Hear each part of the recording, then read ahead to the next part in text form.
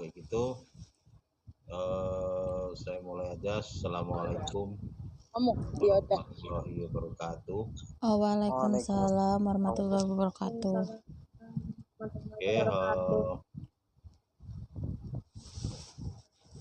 kita hari ini sama saya akan belajar tentang untuk materi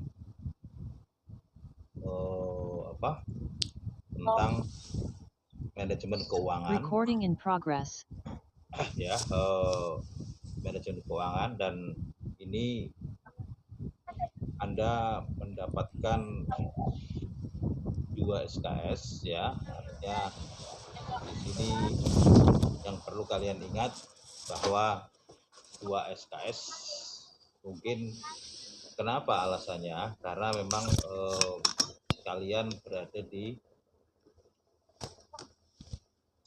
prodinya akunting atau akuntansi ya. Tapi tetap walaupun akuntansi, karena mungkin ini untuk kedepannya untuk juga karir kalian semuanya, maka Anda perlu well knowing ya, artinya mengetahui bagaimana proses atau manajemen keuangan itu juga diperlukan dalam strategi bisnis, khususnya konsep-konsep untuk supaya akunting itu bisa mengerjakan pekerjaannya secara baik. Karena kalau akunting tidak bisa menyajikan pekerjaannya secara baik, maka walhasil manajemen keuangan juga tidak akan bisa bekerja dengan baik. Ya, tentu ya, dua-dua dari disiplin ilmu ini, keuangan dan akunting, ini saling mengisi kedua-duanya. Jadi tidak ada yang mana yang penting duluan, akunting atau keuangan. Ya. Mang, ya, di dalam dunia karir itu memang keuangan yang bisa mencapai porsi yang lebih tinggi dibandingkan akunting. Jarang kita menemui di beberapa perusahaan memang. Kalau misalkan direktur akunting itu jarang. Yang ada biasanya direktur keuangan atau paling enggak finance controlling. Itu. Termasuk juga di birokrasi atau di government atau di lembaga-lembaga lain, memang karir tertinggi itu pasti keuangan, jarang ke akuntansi. Bukan berarti kita mendowngrade apa mereduksi ya akuntansi secara disiplin, secara manfaat, tapi memang untuk menjadi yang lebih strategik planningnya, kita mau nggak mau harus belajar tentang bagaimana konsep keuangan. Makanya menteri nggak ada menteri akuntansi ya, yang ada menteri keuangan. Tapi bahwa menteri akuntansi seperti Bu Sri Mulyani itu biasanya better diawali dengan disiplin ilmu atau pendidikan di bidang akuntansi. Karena basic akuntingnya ada, ya. Bukan berarti yang manajemen itu nggak bisa, atau bahkan manajemen tentang keuangan ini orang dari background engineering juga bisa, semuanya bisa ya. Itu problemnya mau nggak kita berkarir. Banyak orang-orang ya yang justru karir yang bagus itu bahkan dari background teknikal. Oke, baik. Kita lanjutkan ya. Siapa sih? Ija. Kawaii. Kedengeran. Banyak lagi. Bentar.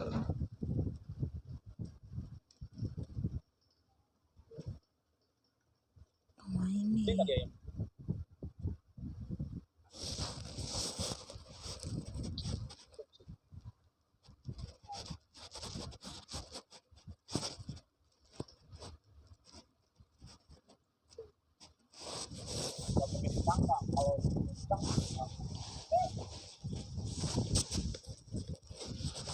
kenapa kita harus mengetahui manajemen keuangan ini? Karena Anda dihadapkan pada bagaimana kedepannya adalah mengelola tentang keuangan, ya, perusahaan atau organisasi yang pada endingnya adalah bagaimana Anda bisa, ya, mencari dana, raising of fund, maupun juga mengalokasikan, ya, mengelola dana tersebut. Ini penting ya bagi kita. Jadi tugas keuangan adalah raising of fund. Itu punya tanggung jawab di dalam perusahaan atau organisasi bagaimana perusahaan atau organisasi itu harus punya uang, ya. Terus selanjutnya adalah nanti setelah punya uang bagaimana dia mengalokasikan, ya, mungkin dalam bentuk anggaran, mendesain anggaran, planning strategisnya, anggaran dan lain sebagainya. Oke. Lanjut ya, setelah itu adalah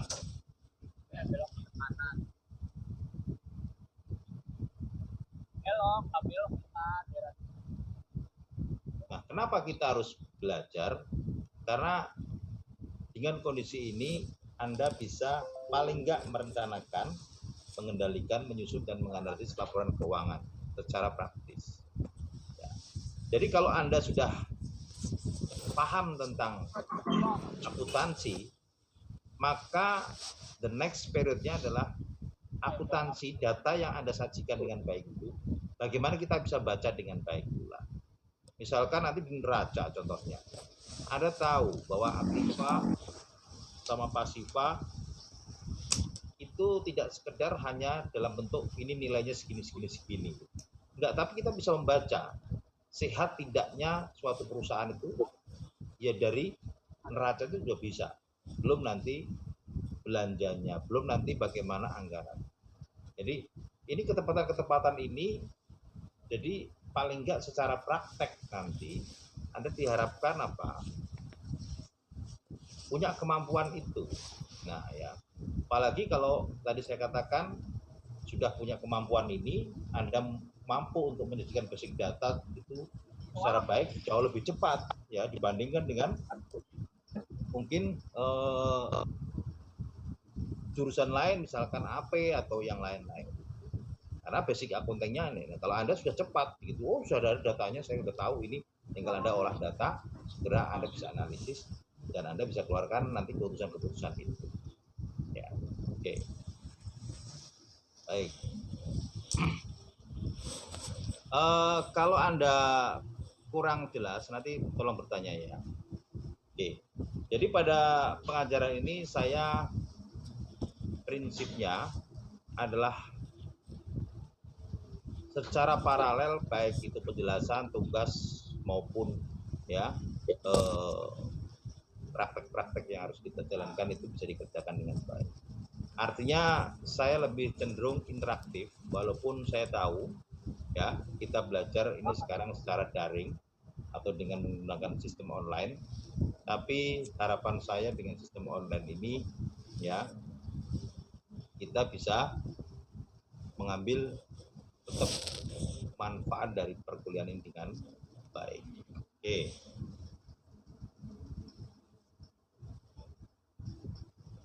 Nah, ini bacaan-bacaannya yang kalau Anda bisa ini ya di dalam manajemen keuangan itu di almarhum Niswanti juga membuat, tapi kalau Anda ingin belajar lagi banyak referensi ya yang Anda bisa baca ya. Silahkan mau dari Western ya, manajemen keuangan itu dari Bina Rupa dan Ross Weatherford juga ada ya dan lain sebagainya. Oke. Ini nanti UAS-nya ya, evaluasinya seperti biasa sesuai dengan komposisi yang diterapkan oleh perusahaan kampus. Nah, materi pokok ya di dalam 14 kali pertemuan ini saya berharap ya ini semua bisa kita pelajari, baik itu secara konsep yang hari ini kita ya lakukan, nanti dilanjut dengan manajemen modal kerja, perencanaan laba, penganggaran, pendanaan jangka panjang, dan instrumen keuangan lainnya maupun kasus yang lain. Itu intinya. Ini ya jadwal kuliahnya, mudah-mudahan ini bisa tercapai dengan baik. Jadi 1, 2, 3 ini nanti konsep ini, terus nanti dilanjutkan dengan modal kerja dan lain sebagainya. Oke. Sampai di sini ada yang tanya? Ya. Semua masih dengar? Dengar, Mister. Masih Ya, seperti saya katakan sebelumnya, karena saya juga baru ya untuk memberikan perkuliahan kepada kalian, maka saya juga memperkenalkan diri ya. Panggil saja saya namanya Heri Suryawan, tapi panggil saja Pak Heri juga bisa ya, atau Pak Suryawan juga apa-apa ya. Memang saya kebanyakan mengajar jurusan AP dan administrasi perkantoran dan administrasi bisnis ya, itu yang paling banyak ya. Walaupun memang tetap ada kalau memang pas itu di komputer akuntansi atau di KA ya. Biasanya di KA itu saya mengajar tentang manajemen, personal etik atau personality atau BPE, terus manajemen keuangan dan manajemen anggaran biasanya. Itu. Tapi kali ini kita kebetulan saya ketemu dengan kalian itu belajar atau memberikan mata kuliah manajemen keuangan ya. Mudah-mudahan Anda bisa memahami, dan seperti biasa ya, perkuliahan ini kita akan berjalan 2 minggu sekali, per pertemuan itu 2 kali sesi ya, harap Anda catat. Dan nanti ketua kelas saya harap ya mengabsen siapa hadir yang hari ini lewat grup WA-nya, nanti di list ya siapa yang hadir hari ini. Nah ya, dan untuk informasi-informasi tentang hal-hal berkaitan dengan UTS, UAS dan lain sebagainya, itu saya tidak bisa memberikan kebijakan selain mengikuti kebijakan akademik. Misalkan contohnya UTS, UAS ya, itu misalkan Anda belum menyelesaikan kewajiban dan lain sebagainya, maka saya tidak bisa memberi kebijakan itu, dan semua saya kembalikan ini. Ya, jadi tapi saya yakin semua pasti bisa akan kita lewati, dan Anda juga bisa melewati dengan baik. Ya, artinya ya selama kemarin-kemarin juga Anda bisa lewati. Oke, itu masalah yang sedikit ya yang bisa saya sampaikan di awal. Dan pada prinsipnya perkuliahan ini saya ingin relax ya, Anda juga bisa bertanya kalau tidak tahu ya, dan jangan sungkan-sungkan ya, di tengah jalan silakan siapa yang ingin bertanya kalau penjelasan saya kurang baik. Baik ya, saya lanjutkan dari situ ya. Mudah-mudahan kita bisa berjalan dengan baik. Nah, in prinsip ya, manajemen keuangan ini ya, kenapa Anda perlu mempelajari? Karena perkembangan industri sekarang ini ya, persaingannya juga semakin ketat ya. Oleh karena itu segala upaya harus dilakukan di perusahaan ya. Baik dari sisi ya production-nya, baik dari sisi quality-nya, dari pemasarannya, sumber dayanya dan lain-lain sebagainya, termasuk juga aspek keuangan. Ya. Jadi kita punya duit, punya uang banyak, tapi manajemen produksi kita hancur, pemasaran kita hancur semua, nggak ada untungnya, no point. Nah, tentu aspek ini biasanya harus punya sinergi ya. Untuk apa ya? Untuk bisnis sustainability-nya. Jadi ketahanan perusahaan, ketahanan dalam usaha. Apalagi di era sekarang ini ya, pandemic era ini, ya, dimana kalau perusahaan tidak mengatur finance-nya, keuangannya dengan baik, bukan tambah sehat, tapi tambah mati yang ada, ya. Karena apa? Memang kondisi ekonomi sekarang ini adalah uncertainty, ketidakpastiannya sangat tinggi, ya. Oleh karenanya, ya, wajib bagi para pengelola keuangan perusahaan ini punya kemampuan yang ekstra baik, ya. Itu Anda bisa lihat kalau dalam aspek negara itu, ya, Bu Sri Mulyani ini kalau sekarang ini hari-harinya mungkin pusing terus, ya, mikirin bagaimana besok mendapatkan uang, ya, ini waktunya bayar hutang, terus kalau modal uang nggak ada, dan bagaimana ini, ya, tadi kaitannya dengan rising fund, ya. Oke, itu penting bagi Anda harus pahami. Nah, itu maka strategi di dalam pengelolaan keuangan memang harus menjadi apa, basic mindset kita. Nah, bagi Anda pun, ya, saya berharap, ya, selain Anda nanti, ya, bekerja di accounting, tapi mindset Anda jangan accounting side saja, atau kayak apa ya, kalau ini kayak kacamata kuda gitu, ya. Jadi Anda harus perspektifnya harus luas, bahwa ternyata performa itu tidak accounting saja, tapi banyak sekali yang harus diperhatikan. Nah, itu, ya. Nah, ini apa namanya, penting bagi Anda dan kita semuanya, ya. Kenapa? Nah, karena sering KA atau accounting itu terjebak dalam, ya, apa namanya, karena dia back office ada di suka di ini, jadi dia terjebak di dalam eksklusivisme atau terlalu eksklusif gitu. Jadi dia tidak aware terhadap hal-hal yang lain. Dia pikir accounting kerjanya di situ aja. Enggak, padahal di dalam suatu organisasi itu banyak departemen lain. Ya, tapi kadang-kadang ini, jadi akhirnya seolah-olah accounting ini eksklusif, jadi pergaulannya kadang-kadang juga tidak bisa komunikasi dengan departemen lain, yang ada malah sering konflik, ya. Terutama di bagian-bagian yang lain yang memang perlu kebiasaan, misalnya marketing, production, atau purchasing, ya, itu biasanya sering, ya, itu di sini begini. Oke. Nah, intinya, ya, di dalam manajemen keuangan itu aktivitasnya adalah bagaimana memperoleh dana, ya, dan, ya, menggunakan seoptimal mungkin dana tersebut, tentu, ya, dalam aspek yang menguntungkan, ya, dikelola secara efektif dan efisien. Makanya perusahaan ini, ya, apalagi ini uang bukan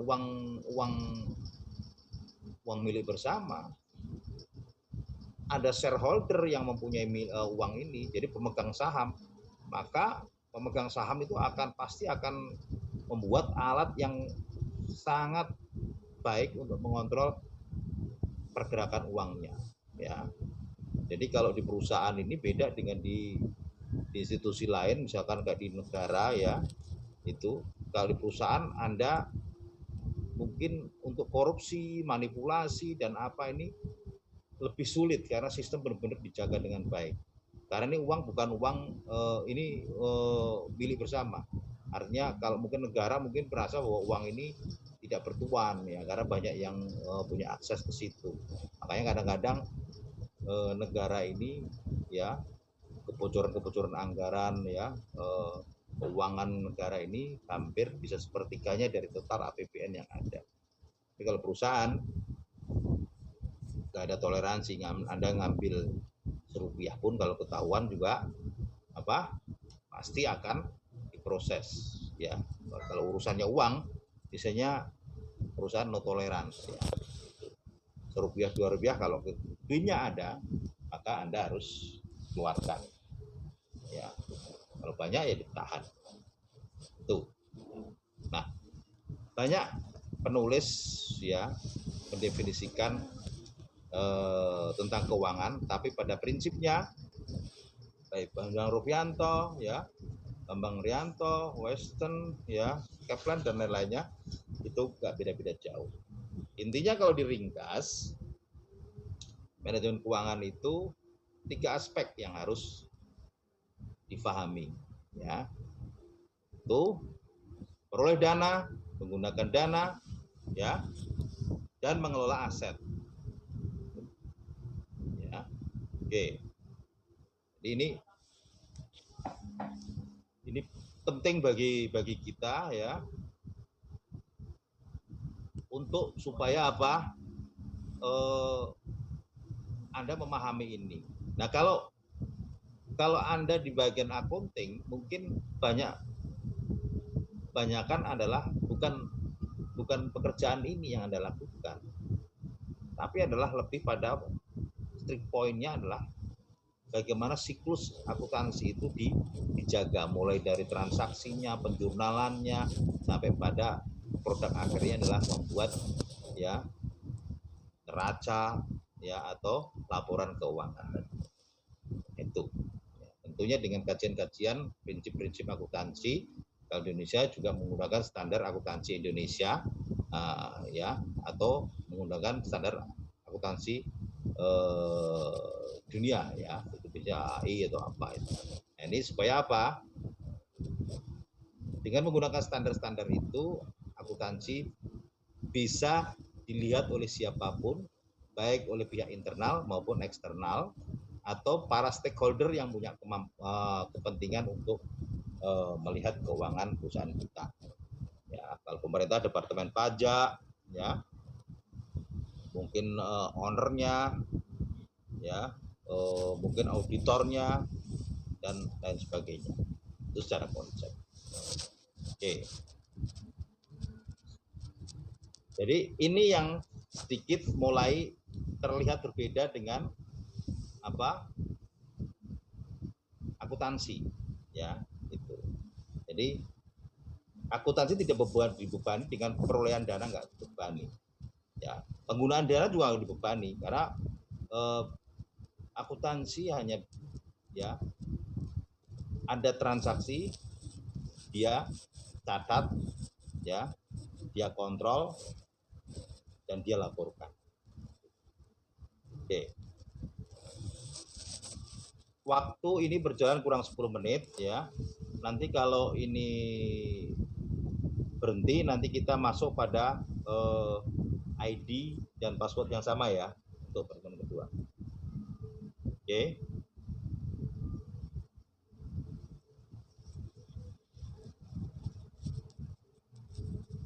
Nah,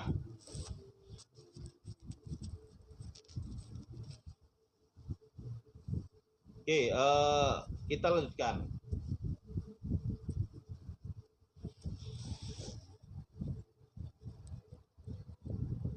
Nah, bagaimana kita melihat manajemen keuangan itu?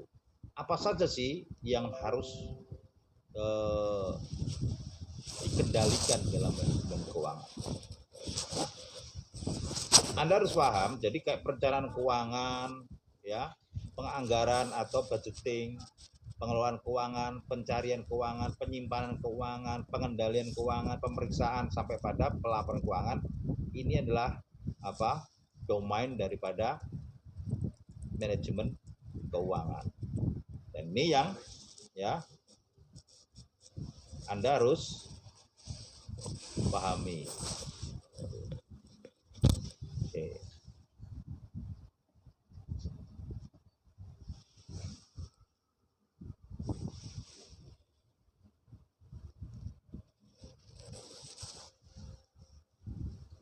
Nah, alasan utama lain juga manajemen keuangan adalah ya, kenapa kita belajar ini dan kenapa penting manajemen keuangan? Karena jangan sampai uang yang kita miliki itu bukan tambah berkembang dengan baik, tapi malah makin lama uang kita makin tidak berdaya. Ini yang harus kita pahami dan ya perhatikan ya. Itu. Kenapa saya bilang begitu ya? Itu. Jangan sampai apa yang kita miliki ya nantinya, uang kita nantinya makin lama yang tadinya nilainya bagus, tahu-tahu endingnya adalah uang kita makin menurun. Nah, makanya salah satu yang harus diperhatikan ya di dalam keuangan kita adalah manajemen keuangan juga dibebani bagaimana uang yang dia miliki selain juga dikelola untuk memperkuatkan bisnis operasionalnya, baik itu untuk operasional ya rutin, periodik, jangka pendek, jangka menengah, jangka panjang, ya juga dibebani bagaimana kalau itu masih ada harus dimanfaatkan pada ya mungkin ya tempat-tempat atau wahana-wahana finansial yang memang bisa memberikan keuntungan yang baik supaya uang yang kita miliki itu tidak semakin value-nya tidak semakin rendah. Makanya uang itu harus diukur terus ya. Ya. Jadi suatu contoh adalah ya seperti asuransi, perusahaan asuransi ya. Kalau dia menerima dana dari nasabah dalam bentuk premi ya hanya terima terus dia dikelola terus dia dicatat terus dimasukkan dalam misalkan akun mereka, maka kemungkinan dia akan mengalami kegagalan dalam klaim-klaim yang dia akan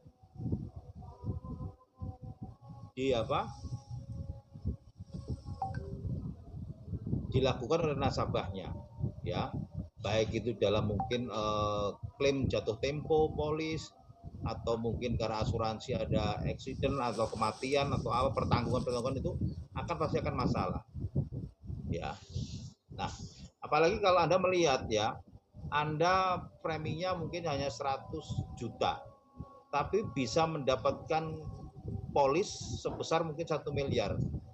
How come itu bisa terjadi? Nah, padahal kalau kita lihat nilai yang kita berikan kepada asuransi itu cuma 100 juta, tapi dia berani membayar kita nanti di endingnya adalah 1 miliar jika terjadi ada mungkin ya jatuh tempo polis ataupun pertanggungan terhadap mungkin kematian dan kecelakaan dan apa sebagainya. Itu bisa jauh lebih besar. Nah, itu tidak lain adalah karena perusahaan mengelola keuangan di tempat-tempat yang memang menguntungkan, mungkin dalam saham, ya, di dalam bentuk obligasi, trading dan komoditi yang mungkin bisa mendapatkan nilai yang lebih bagus, atau mungkin reksadana dan lain sebagainya, atau mungkin proyek strategik lainnya, seperti kontral itu bisa dilakukan. Nah, itu juga harus dilakukan oleh perusahaan semuanya. Makanya perlu Anda memahami manfaat nilai waktu uang, baik itu future value maupun present value, dan bagaimana juga tentang annuity-nya. Secara prinsip Anda sudah tahu lah, tapi terkadang Anda harus berpikir ya, kalau Anda punya nilai duit sekarang 100 juta, 10 tahun lagi nilai itu akan jadi berapa? Itu harus Anda pahami dengan baik. Supaya apa? Anda sebagai pengelola keuangan ini tidak akan merasa nanti masalah di kemudian hari. Ya, itu yang harus kita pahami. Maka di awal ini saya review lagi kepada Anda. Oke. Nah, role-nya bagaimana manajemen keuangan itu, ya. Jadi manajemen keuangan ini tentu adalah harus concern terhadap fungsi-fungsi keuangan itu, baik memperoleh dana tadi maupun menggunakan dana tersebut. Dan manajer keuangan berkepentingan untuk menentukan jumlah aktiva yang layak dari investasi, ya, pada berbagai aktiva dan memilih sumber dana untuk membelanjai aktiva tersebut. Untuk memperoleh dana, manajer keuangan juga bisa memperoleh dari dalam maupun dari luar perusahaan. Jadi sumber internal maupun eksternal atau sumber asing, baik dari perbankan, ya, dari lembaga-lembaga keuangan lainnya, ya, atau dari pemilik atau di publik, ya, atau dari saham-saham publik. Itu contoh-contoh yang bisa dilakukan. Oke. Nah, peran dan tugas tanggung jawab manajer keuangan. Perannya tadi, ya, sukses tidaknya perusahaan itu dipengaruhi oleh manajer keuangan yang handal. Makanya kalau Anda tahu di negara ini, itu intinya sebetulnya kalau mau mengatur negara ini ada dua yang sangat krusial, Menteri Keuangan dan Presiden. Kontrolernya di situ, ya. Karena ekonomi itu nanti berperan adalah ini orang-orang ini. Dan ini yang akan membuat kebijakan-kebijakan baik itu moneternya, fiskalnya itu akan ada digodok di sini. Jadi kemampuan itu juga di perusahaan juga dari manajer keuangannya. Seberapa jauh dia beradaptasi dengan perubahan yang ada. Seperti sekarang ini, mampu dia bergerak cepat, bagaimana dia mengalokasikan dana dan lain sebagainya. Meningkatkan dana tentunya juga bisa.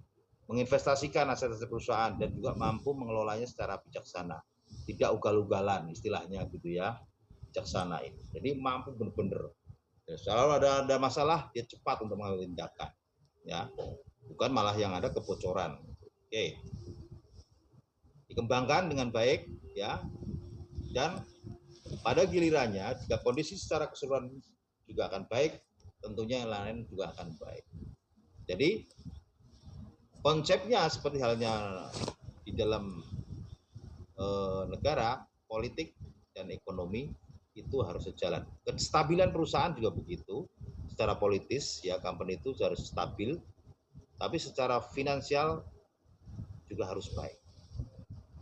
Ini yang penting bagi Anda dan kita pahami semuanya dalam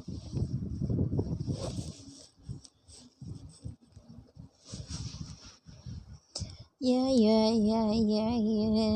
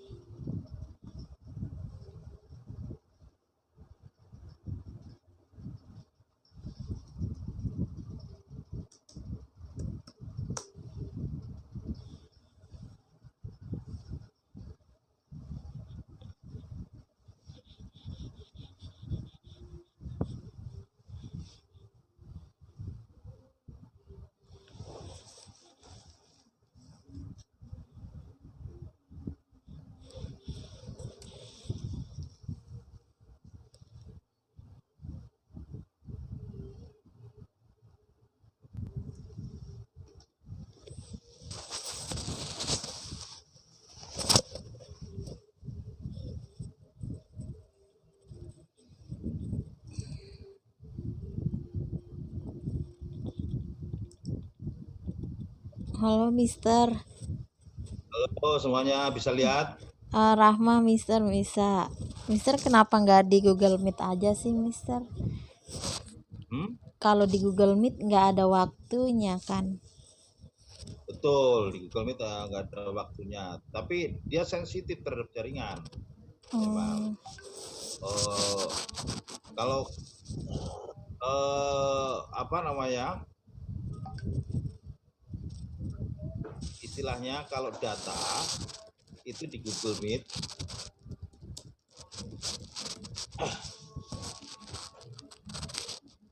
itu kalau support internetnya nggak bagus, sering delay terus datanya.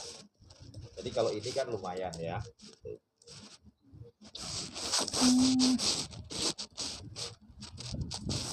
ini kita nanti banyak prakteknya atau teorinya atau sama gitu. Kalau manajemen keuangan enggak lah ya. Saya bisa nanti kalau apa? Ini kalian udah bisa lihat slide-nya ya? Udah, Mister. Oke. Kalau ini nggak banyak sih gitu. Karena ini secara konsep kan kalau keuangan ya. Kalau nanti praktek-prakteknya karena mungkin sebagian besar sudah ada di akuntansi, maka ini nggak banyak sih. Lebih pada manajemennya, ya. Mister. Kita lanjut ya. Iya.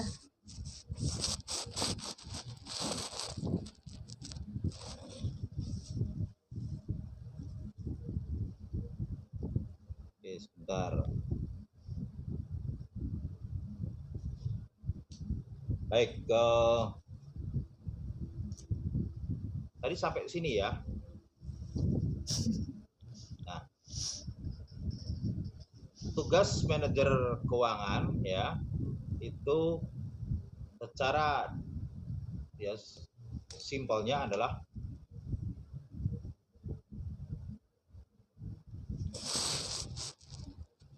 peroleh dana dengan biaya murah. Ya, contohnya simpel. Kalau Anda hutang biayanya, contohnya 1 miliar itu biaya bunga dan sebagainya itu mungkin taruhlah bunganya 1%, maka Anda bisa nggak mencari yang lebih murah lagi mungkin di bawah 1%.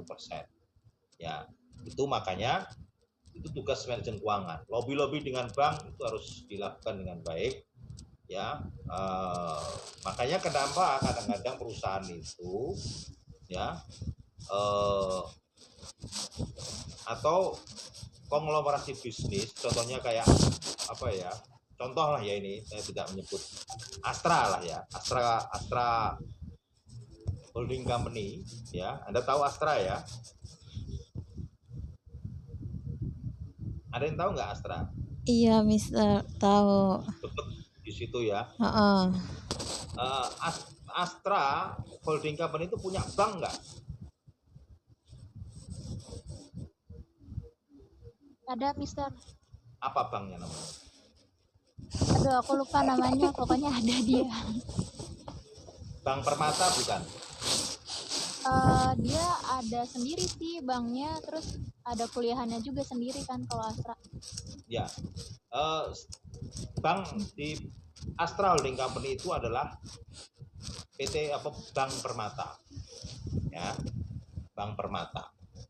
Nah, maksud saya kenapa saya ungkap di sini? Biasanya perusahaan-perusahaan yang apa, supply chain company ini, ya, perusahaan besar yang dia banyak grupnya, itu dia pasti punya bank sendiri.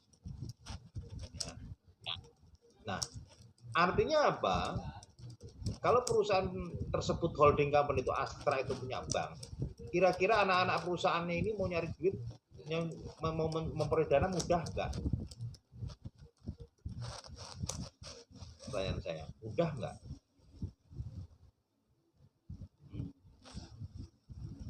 Atau sulit? Pasti mudah, ya. Kenapa? Karena dia punya bank sendiri, dan bank itu pasti akan mau mendanai perusahaan-perusahaan di dalam grup Astra. Dan pasti ada biayanya sangat murah kalau itu diberikan pendanaan, ya, baik itu dalam bentuk pinjaman lunak, jangka panjang dengan biaya murah, bunga yang murah juga. Nah itu ya. Nah kalau nggak punya, maka inilah tugas keuangan, manajemen keuangan mencari bagaimana ya, bila dalam kondisi-kondisi tertentu biaya untuk apa, untuk mencari dana itu lebih murah, ya, gitu. Jadi ini penting penting dilakukan. Ya. Terus menggunakan dana secara efektif dan efisien. Ya. Artinya apa? Manajemen keuangan juga bertanggung jawab terhadap apa? Terhadap bagaimana penetapan anggaran dan juga mengontrolnya. Jadi kalau Anda pahami, ya, di dalam perusahaan atau di dalam organisasi itu pasti banyak departemen. Nah, departemen-departemen itu punya program kerja. Nah, program kerja itu tidak akan jalan kalau tidak ada anggarannya. Maka setiap departemen itu yang meminta anggaran, nah ini adalah kebijaksanaan dari manajemen keuangan untuk menetapkan itu, ya, secara baik agar apa? Tadi dana itu bisa dimanfaatkan seoptimal mungkin. Optimal berarti mengandung dua unsur, efektif dan efisien. Ya. Jadi ada manajemen reduction cost, ya. Terus waste management dan lain-lain itu harus pasti dilakukan. Ya, kalau di istilah di perusahaan itu ada lean manufacturing, itu pasti akan ditinggal. Terus yang ketiga adalah analisis laporan keuangan. Analisa laporan keuangan itu banyak sekali, ya. Ada analisa perputaran, ada analisa likuiditas, analisa rentabilitas, profitabilitas dan lain sebagainya. Ya, itu. Nah, biasanya kalau di dalam industri besar, pengalaman saya bekerja di industri, sebetulnya simpel sih, tidak semua yang kita pelajari ini nanti akan kita pakai, enggak. Biasanya saya menggunakan OWC. OWC itu operating working capital, itu unsurnya pasti kita melihat dari sales, inventory, ya, maupun dari utang. Atau kalau dalam bahasa Anda itu AR, AP, dan inventory atau persediaan. Enak toh, ya, gitu. Jadi nyambung di situ. Jadi dilihat dari situ, ya. Gimana? Nah, itulah yang harus dikontrol di dalam tugas keuangan tadi. Karena intinya dalam operasi bisnis ya itu, ya, nggak akan lain, ya. Jadi sumber itu, ya, itu harus dikontrol. Kalau AP, berapa nilai hutang yang harus kita bisa lakukan, ya, itu. Terus bagaimana jatuh temponya, bagaimana pembayarannya, angsurannya. Terus kalau misalkan AR itu berkait penjualan apakah harus COD, cash on delivery, atau CBD, cash before delivery, atau apa? TOP, term of payment. Nah, masing-masing apakah 15 hari, 30 hari, 60 hari, 40 atau 90 hari dan lain sebagainya. Ini policy-policy yang harus Anda bisa lakukan. Nah, yang selanjutnya tak kalah menariknya adalah manajemen keuangan atau manajer keuangan harus mampu menganalisa internal eksternal yang berhubungan dengan keputusan baik itu rutin maupun khusus. Artinya seorang keuangan ini tidak bisa hanya bekerja di belakang meja saja, nggak bisa. Dia harus punya kemampuan, ya, point of view yang jauh lebih baik, ya. Jadi beda kan kalau accounting, apalagi ada nanti di accounting, ya, di KA itu kan komputer akuntansi, ya. Ada pasti menginput ini, menjurnal ini, apalagi kalau sekarang pakai sistemnya apa kamu? Di prakteknya apa? Pakai Mayop atau apa? Biasanya apa? Atau ini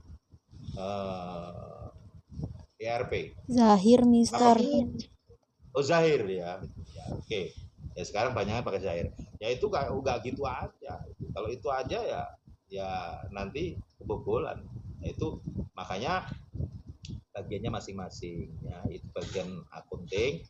Nanti kalau Anda udah mampu, kemampuan accountingnya tinggi, jangan Anda di situ terus. Anda bergerak harus punya apa? Kalau bisa belajar keuangan dengan baik supaya Anda bisa promosi naik. Itu loh, ya. Itu. Jadi basicnya di accounting nggak apa-apa. Tapi endingnya Anda harus belajar lebih baik lagi tentang keuangan. Keuangan itu luas sekali, ya. Jadi Anda harus membaca produknya, harus kemampuannya, baik secara eksternalnya itu baik. Bahkan di internalnya Anda harus punya hubungan komunikasi koordinatif yang baik dengan departemen produksi, marketing, QA, ya, purchasing, dan lain-lainnya sebagainya. Itu harus baik, Pak. Nah, itu. Jangan seolah-olah karena biasanya ini orang keuangan, orang akuntan ini kan apa ya, udah konservatif, arogan lah gitu kan. Arogannya begini. Nah ini memang kita nggak bisa salahin sih. Yang kadang-kadang memang ini didesain oleh pemiliknya begitu. Padahal apa? Nggak harus begitu.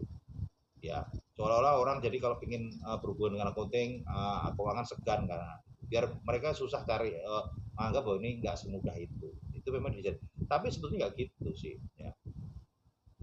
Jadi nggak boleh arogan, mentang-mentang, oh ini saya ini kan yang punya duit, saya ini yang mengeluarkan uang, jadi seolah-olah yang lain dianggap nggak penting. Jangan ya, itu yang kita harus.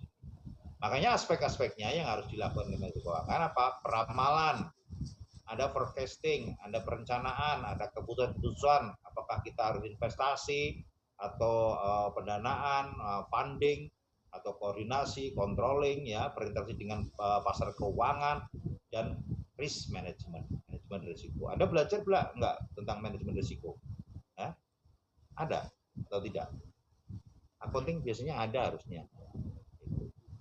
Belum Iya. belum? Jangan-jangan nggak ada nih.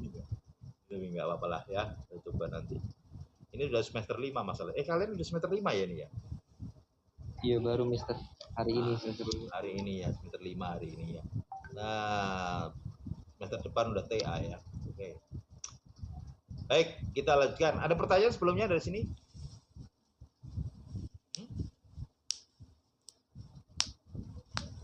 Maaf Mister, untuk file-nya nanti bisa kita dapetin kan? Oh iya, pasti. Saya pasti kasih nanti. Tenang aja. Gitu ya. Nanti Makasih Mister. bisa dilihat di Google Drive ya, nanti di LMS itu saya itu akan saya download ke situ, atau nanti secara file saya di WhatsApp juga akan saya kirim, nggak apa-apa ya. Baik, kita lanjut kalau nggak ada pertanyaan ya.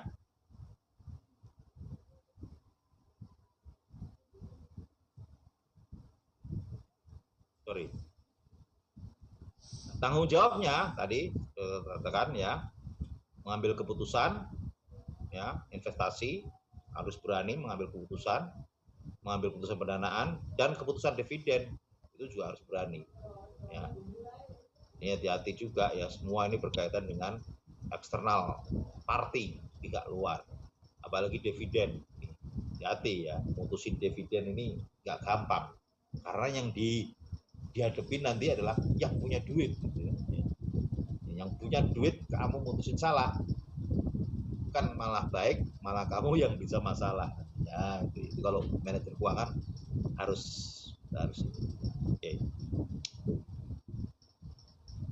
Baik, nah saya katakan ini ya, penganggaran modal itu ya, concernnya di manajemen keuangan itu capital budgeting atau struktur modal ya. Capital structure atau modal kerja, working capital. Ini benar ya, dalam jangka pendek misalkan working capital dipentingkan ya, dalam jangka panjangnya ya, itu struktur modal gimana, apakah bisa menjaga likuiditasnya, utang jangka panjangnya itu bisa digunakan bersama dengan operasinya atau tidak. Ini harus dipikirkan. Dalam penganggaran modal ya, itu proses perencanaan investasi sampai pada sejauh mana perusahaan itu bisa didanai. Nah, ini semua benar-benar ya. Makanya di dalam Departemen Keuangan itu ada tracer ya. Jadi harus paham tentang analisis ekonomi, saham, outlook itu harus semua. Gitu. Ya. Oke anak Ika ya, bisa ditunggu ya. Semua Kemudian harus udah ada informasi belum anak Ika dari Jadi apa kata Menteri Keuangan ini harus mengerti manajemen keuangan itu. Karena ini akan menyangkut pautnya bisa di internal ya.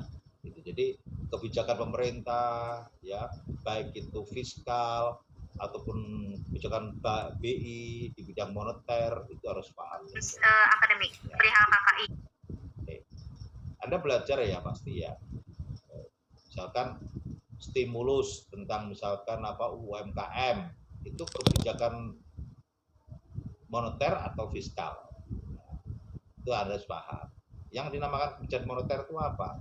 Itu terkait bagaimana uang itu ya yang dikendalikan oleh Bank Indonesia itu diberikan fasilitas apa.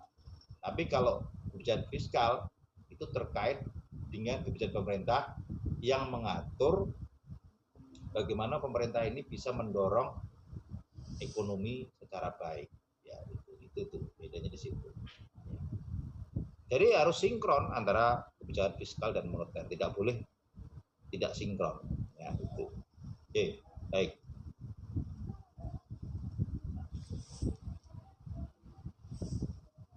Yang jelas ini tujuan manajemen keuangan itu memaksimalkan nilai perusahaan. Dulu pernah ya, ini contoh kasus ya. Dulu maaf ini perusahaan rokok, apa istilahnya? Sampurna email. Gak nyampe segitu Pak. Hah? Gak nyampe cari foundernya. Kamu ngerokoknya apa? Udang garam apa? Amail. Sampurna Amil Pak. Nah, kamu lihat itu, kamu bawa nggak rokoknya itu? Siapa yang punya? Enggak Pak, gak nyampe segitu sih Pak. Nggak sampai segitu ya? Itu berarti Iya. kamu belum jadi manajer keuangan. Nggak, bercanda saja. Jadi Baru start maksud saya Pak. begini, ya jadi dulu perusahaan itu jelek, ya, tapi mungkin karena kemampuan manajemen keuangannya bagus, akhirnya menjadikan bagus dan perusahaan HM Sampurna itu menjadi nilai perusahaannya tinggi. Maka begitu nilai tinggi, maka dia dijual ke perusahaan lain, yaitu Philip Morris. Sekarang yang punya Philip Morris. Jadi email itu sekarang dengan Marlboro itu satu bapak itu. Jadi dijual oleh perusahaan Philip Morris yang memang sudah sangat lama bergerak di bidang tobacco atau tembakau. Ya, mencari perusahaan-perusahaan yang jelek ya, dibeli, diakuisisi ya, atau dibeli ya, atau di merger, terus nanti diperbaiki secara ini sistem. Nah, dia banyak di agrobisnis, manufacturing dan lain-lainnya. Sekarang begitu ya. Jadi itu ada yang perusahaan-perusahaan yang spesialis yang itu. Jadi begitu nanti nilai tinggi dijual. Enggak apa-apa. Jadi jual beli perusahaan nggak masalah. Tugas manajemen keuangan adalah membuat nilai perusahaan itu tinggi, sehingga selain juga pemegang saham itu akan senang, tentunya di sisi lain adalah apa? Nilai jual perusahaan itu jadi semakin diminati oleh banyak orang. Ya. Sekarang itu, ya. Nah, memaksimalkan nilai kekayaan para pemegang saham. Lah iya, tugas kamu adalah bikin kaya para pemegang saham. Kalau kamu nggak bisa bikin kaya pemegang saham, nggak usah lama-lama kerja, ya itu. Jadi itu penting. Ya. Jadi